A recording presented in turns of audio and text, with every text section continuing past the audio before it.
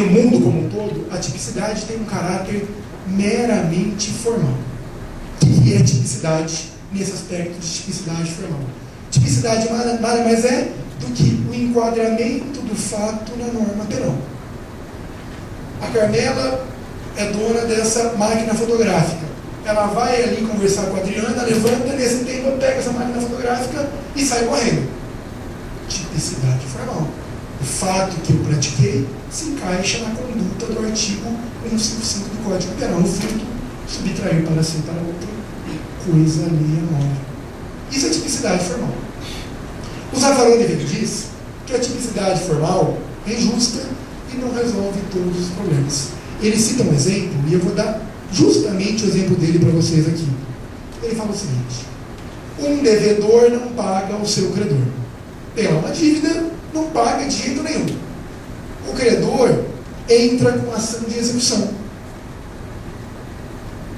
O juiz cita o devedor para pagar o valor da dívida em 24 horas, ou apresentar bens, a penhora, sob pena de serem penhorados tantos bens quantos necessários para a satisfação do débito. Certo?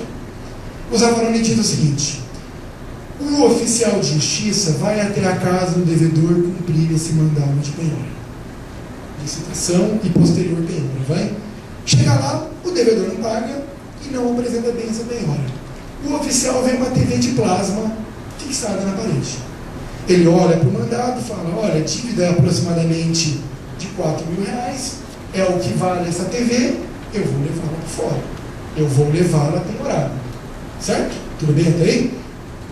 O Zaffaroni vem e diz: esse oficial de justiça, de uma forma ou de outra, concordem ou não, queiram ou não, ele praticou a conduta de subtrair. O que é subtrair? Tirar de alguém para si, ou para outrem, na verdade para outrem, para o credor, uma coisa alheia móvel, essa TV de ONCP. Ele praticou a conduta descrita no artigo 155 do Código Penal, praticou o fato típico do furto. O Zaffaroni pergunta: será que ele praticou um crime? A gente responde: no Brasil não. O fato é típico, mas não é ilícito. Crime, para qualquer teoria que se adote, bipartida ou tripartida, é pelo menos o fato típico e ilícito. No mínimo.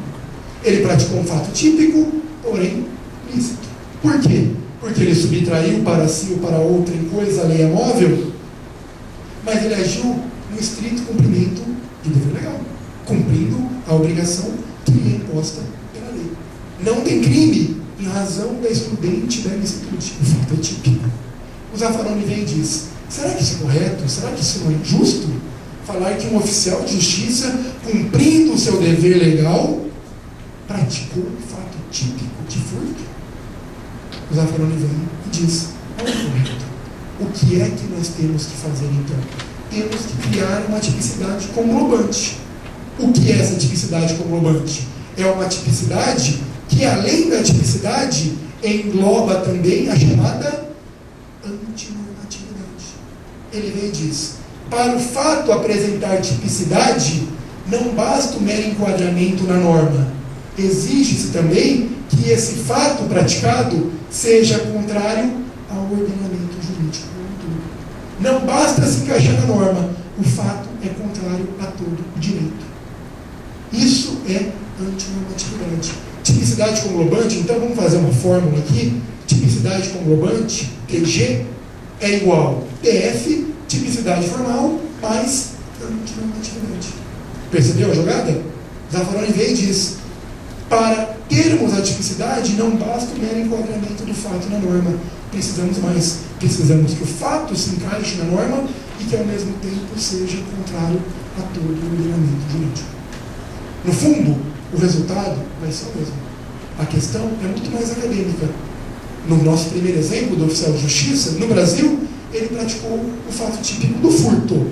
O fato típico, mas não o crime do furto, porque não é ilícito. Não houve crime em razão da ausência de ilicitude. Para o Zaffaroni, não houve crime em razão da ausência de tipicidade. Deu para entender? Obrigado e parabéns. Obrigado a você. Alguém gostaria de fazer mais uma pergunta? Só deixa ele pegar o microfone, que a gente vai filmar, então depois vocês vão poder rever, né, na internet, www.youtube.com/Estado de Direito ou Carmela. Professor, meus parabéns pela palestra. Foi, nossa, eu acho que sobre lei dos crimes hediondos, eu acho que foi uma das melhores aulas que eu já tive. Sou formado pela PUC também. E eu estudo na MAS, por isso eu já conheço o seu trabalho. Então, eu tenho uma dúvida sobre o mandado de criminalização. Eu queria saber se tem algum treinador brasileiro que já trata sobre o assunto.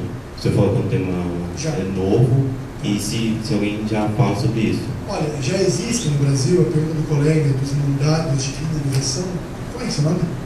Marcelo, você concorda comigo que mandados de criminalização sempre existiram? Essas ordens sempre estiveram presentes no texto constitucional, o que parece que nós, intérpretes e aplicadores do direito, não demos a esse assunto a devida atenção. Então, isso aí é novo só no nome, porque de existência concreta já há muito tempo. Se há no Brasil alguém que fale disso expressamente, olha, nos manuais eu não vi muita coisa, mas já há algumas monografias, sim. Trabalhos de mestrado, doutorado, alguns autores começando a publicar algumas coisas sobre os mandados de criminalização, no sentido de proteção dos direitos fundamentais, ordens emitidas pelo Constituinte para que o legislador proteja determinados bens jurídicos, incriminando algumas condutas. Onde que a gente viu isso aí já nos livros? Um livro do professor, colega de Ministério Público, colega de PUC também, Antônio Carlos Ponte, o livro dele de crimes eleitorais, ele fala alguma coisa sobre isso. Um livro de um outro colega de Ministério Público, mas MP federal, colega de PUC também, colega de docência, Luiz Carlos dos Santos Gonçalves, ele fala alguma coisa também no tema específico sobre isso, mas a ideia dos mandatos de criminalização é essa aí, não vai além disso não. Tá bom? Claro. Eu não li o seu livro, mas eu conheço de processo penal e eu acho que eu vou fazer mais uma crítica. Porque a OAB, ela não, pelo menos quando podíamos usar o livro, tinha esse problema do esquematizado. Eles não estavam deixando-nos usar o livro porque era esquematizado. E aí, eu não sei se o seu livro ele comenta as questões ou... Eu tento jogar.